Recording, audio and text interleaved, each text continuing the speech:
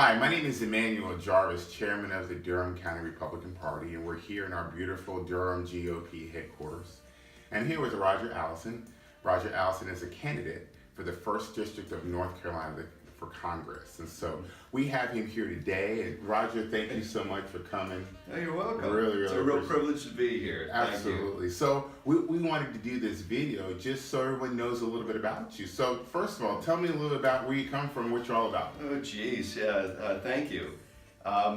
Actually, I was born on a farm, and I learned the whole sow and reaping what you sow at an early age. I was a Baptist. What most people know about me too is that have heard me speak. I'm the 9th descendant of Patrick Henry. So I have, and actually 2 Allison women had married into that strand, so I have double liberty. But double liberty. Yeah.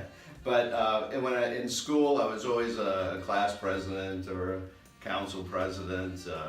When I went to college, I selected a place that had the IBM's very first 4300 right there at UNC in Greensboro, and got a degree in business economics with a minor in data processing. I also built or rebuilt a home, historic home, over at, it's called the Lassiter Mill Farmhouse. It's over in North Raleigh. Happened to be the home of C.J. Lassiter, the founder of Raleigh, North Carolina, that had raised 13 children there. And then after, I now live in Durham. I moved to Washington, D.C. for several years, from 2006 to about 2013. I live in Durham. I play steel drums for a band right now, and I use faith as my guide for about everything I have. My parents, both alive, still in their 80s, live in Wilmington, North Carolina. Yeah, okay. So you have some roots in North Carolina, and it looks like with the historic place that you have here, that's pretty amazing. I don't think a lot of people can say that they live in a former home of one of the founders of a city here. So that's pretty cool. I'm proud of that heritage. So let me ask you, so what was your reasoning for making the decision to run for Congress? Oh, geez. I mean, that's a great question. I have never run for an office like this before. And instead, I'm an entrepreneur. And I've built a lot of different companies. But I was called, much like Mike Pence. But there were some compelling events that got me to this. And it just starts with, I've started 8 healthcare and technology companies. And in doing so, I started realizing that there were some issues within the current, Congress. And the first one was that entrepreneurs, when they're starting out, between 1 and 4 people, have to buy healthcare insurance. Well, I'm sorry, but the cheapest healthcare insurance I could find was on the Affordable Care Act, and it was $967 a month with a $7,000 deductible. I had to pay $19,000 a year before I could, even get benefit 1. Right, exactly. And then I was talking to the local families, and they said, yeah, you ought to try it with a family. It's $1,700 to $2,000. That's more than a person's mortgage. Exactly right, yeah. or the rent. Yeah. So if you can no longer afford what the government has mandated to you, there is something even worse.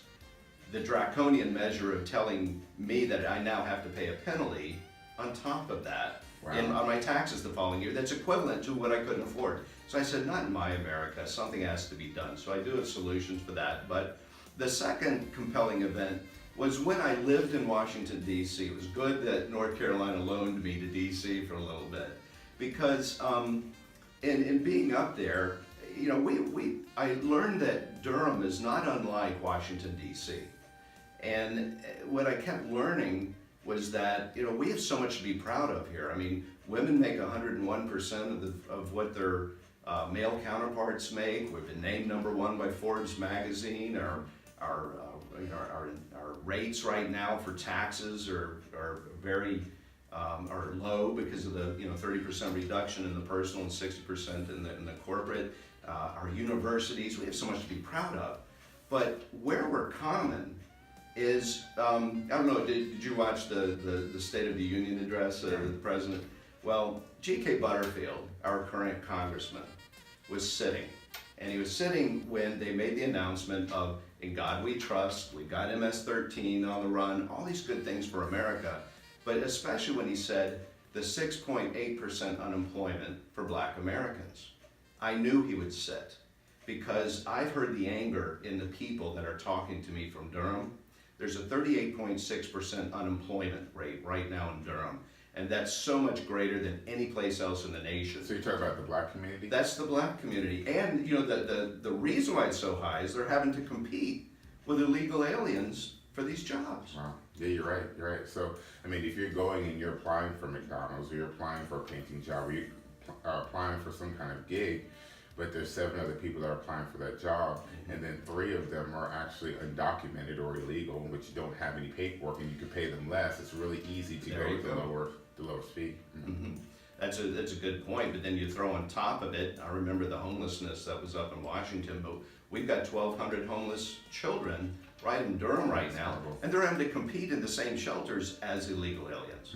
And then this gentrification issue, I watched $1 million townhomes be built, and people were having to drive an hour and a half. It only was 10 miles, you know, to Prince George's County in DC. But that's the exact same thing is happening here in Durham. Yeah. There's no affordable housing. And what are they doing? They're having to compete. Blacks in this community are having to compete with illegal aliens to get those houses. And not only that, but then also in your schools. When you're in your schools and you have a teacher ratio, we're always talking about we want to reduce class size. We want to pay our teachers more.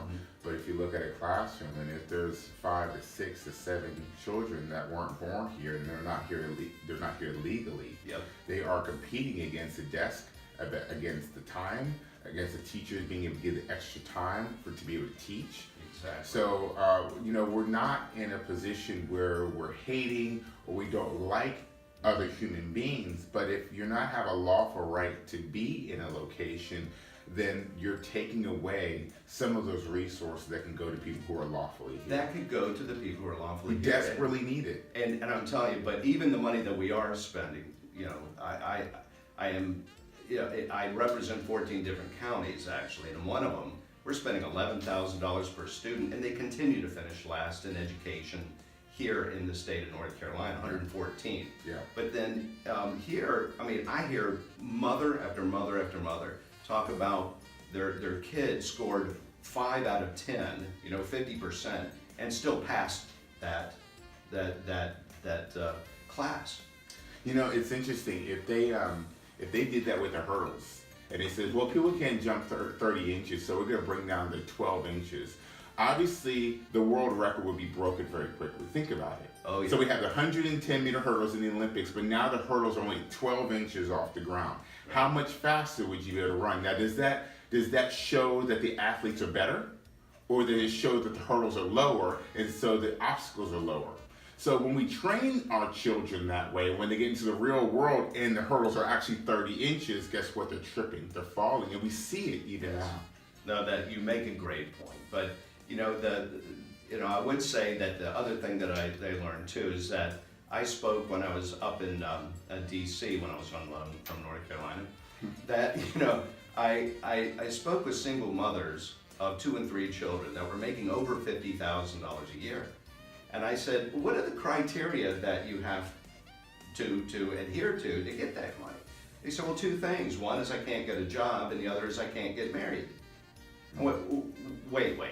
You know, this doesn't make any sense, because you and I know that, you know, we've spent $22 trillion in the last 50 years on welfare, and we've got nothing but increased poverty, right?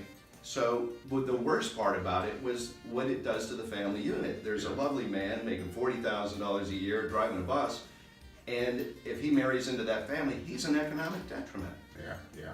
We need to fix this, and you know, I firmly believe when I talk about my Patrick Henry background, that we need to provide prosperity to replace poverty. Yeah. And in order to do that, there's one secret to this pursuit of happiness and life, liberty, and the pursuit of happiness. And you know, we don't guarantee happiness in our Constitution, but we do say, you know, you have the freedom to pursue it. And in order to be happy, there's one secret, and that happens to be earned success. Wow. Well, Roger, thank you so much for coming. It was awesome just to be able to kind of chat a little bit about just some of the issues that are going on in the 1st Congressional District and just North Carolina in general. We'll be having more videos like this, so we'll be able to talk more about in detail about economics, about healthcare, about race relations, about social justice and things like that. So I want to thank you so much for listening to this video, and stay tuned on our next one. Thank you so much. Thank you. How many minutes do you think that was?